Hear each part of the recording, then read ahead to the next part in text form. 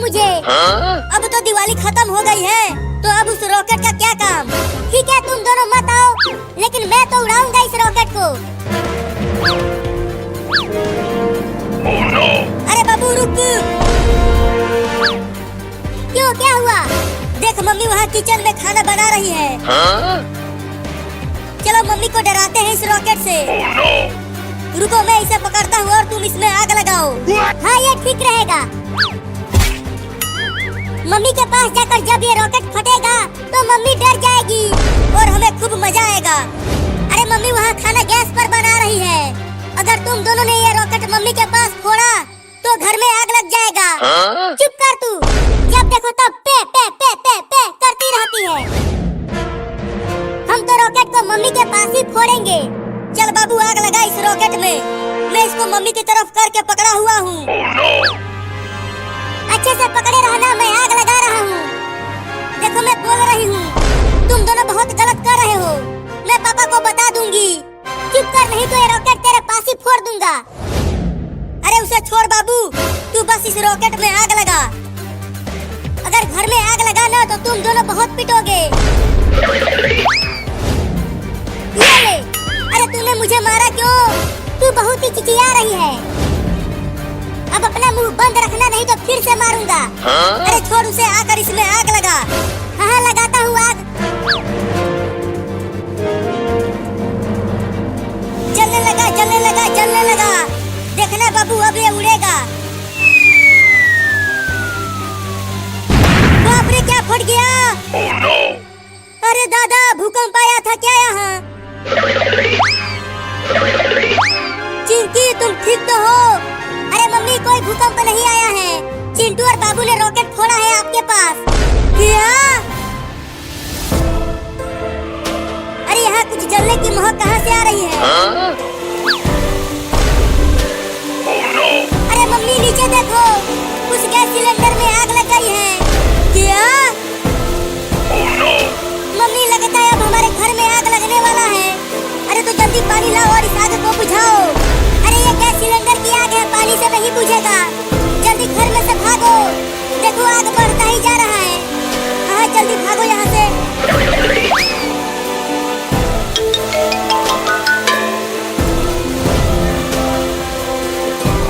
अब हमारा सारा घर जलकर खाक हो जाएगा रे दादा। Oh no! देख चिंटिया, हमारे किचन में पूरा आग पकड़ लिया है। ये सब वो चिंटू और बाबू की वजह से हुआ है। वो दोनों ही जिम्मेदार है इसके। अब मैं उन दोनों को छोड़ूंगी नहीं, बहुत पिटाई करूंगी उन दोनों की। अरे मम्मी, हम तो भूल ही गए हैं, चिंटू और बाबू अभी भी घर के अंदर हैं। क्या? चिंटुआ, क्या तुम्हें कुछ जलने की महक आ रही है?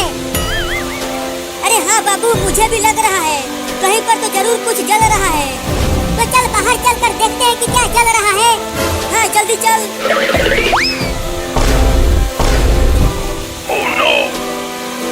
अरे बाप रे, ये तो हमारे घर में ही आग लगी है। लगता है ये आग उस रॉकेट के वजह से ही लगी है। हाँ तू सही कह रहा है बाबू, अब हम दोनों को पापा बहुत मारेंगे। अरे चिंटू और बाबू, जल्दी भागो घर में से। तुम दोनों की ही वजह से उस गैस सिलेंडर में आग लगी है। इससे पहले कि वो फट जाए, चलो भागो यहाँ से। चिंटिया सही कह रही है, चल भाग चिंटुआ।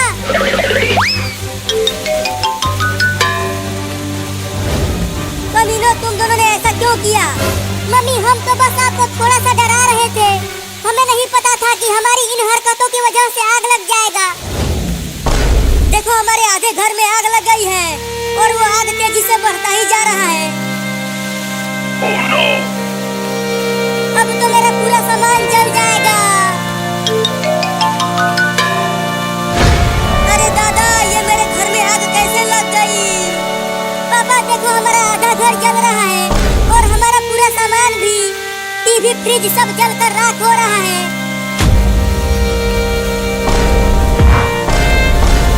अरे चिंटू के पापा, क्या हो गया आपको? Oh no!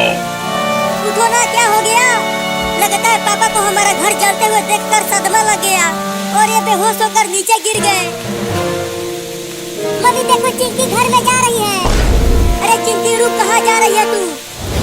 मम्मी मेरे खिलौने जल जाएंगे, मैं जा रही हूँ उन्हें लाने। Oh no! अरे रुक जाओ, घर के अंदर मत जाओ।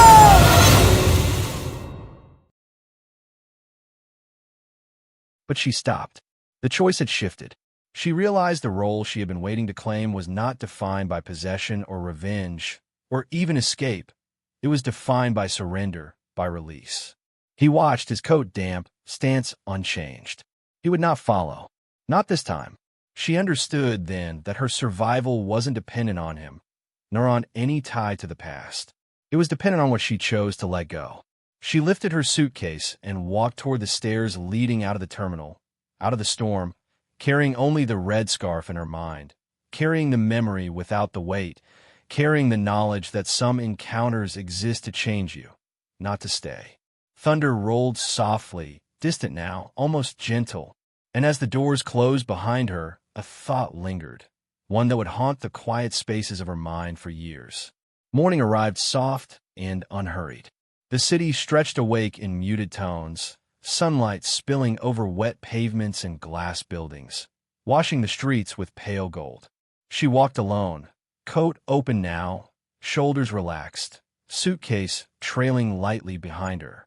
Her steps were deliberate, measured, each one carrying the quiet weight of someone who had survived storms both inside and out. The small apartment she had rented welcomed her like a quiet confidant. Sunlight hit the dresser, illuminating a drawer she hadn't opened in weeks. Inside lay the cracked watch, face up, catching the light in a way that made it look almost alive again. 6 minutes past 7, still frozen, yet somehow lighter. She touched it briefly, a reverent gesture, and closed the drawer. The past didn't need her to carry it anymore. It could rest here under light, acknowledged but no longer binding. The red scarf surfaced in her thoughts, not as loss, not as possession, but as a symbol, a thread of memory connecting her to someone she had never truly known, to grief she hadn't chosen, and to recognition she hadn't expected. She remembered his quiet voice, his words.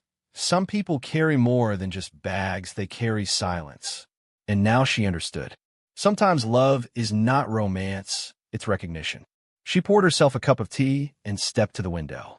The street below was filled with ordinary miracles. A mother tugging her child's sleeve, a man tying his shoelace, two strangers sharing a laugh over spilled coffee. Life continued, indifferent to her past, yet she moved differently through it now, aware of her own quiet resilience. Later, she walked through a park, the grass wet with morning dew, benches still damp. She paused to let the sun touch her face. No one was there to watch, to judge. The stillness wrapped around her, protective and expansive. Her steps were lighter, yet deliberate, an assertion of presence, a claim on the fragile joy she had earned.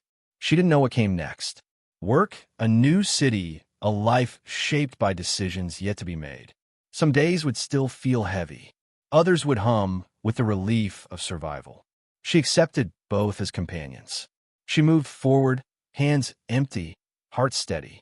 And somewhere between the stairs and the street, she left behind the girl who had waited too long for someone else's acknowledgement. Some endings don't close doors. They teach you how to walk through the world without needing to knock. And if you listen closely, she realized you could almost hear the question left behind, lingering for anyone who had stood between leaving and becoming.